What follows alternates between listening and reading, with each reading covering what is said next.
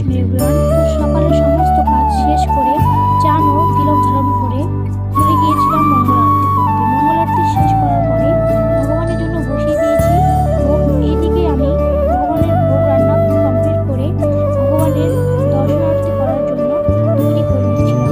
তো আমার যে গিটার আছে তার শৃঙ্গার করলাম এবং ভগবানের চরণে কর্পূর ও চন্দন মিশিয়ে তুলসী পত্র দিলাম এবং চন্দনের তিলক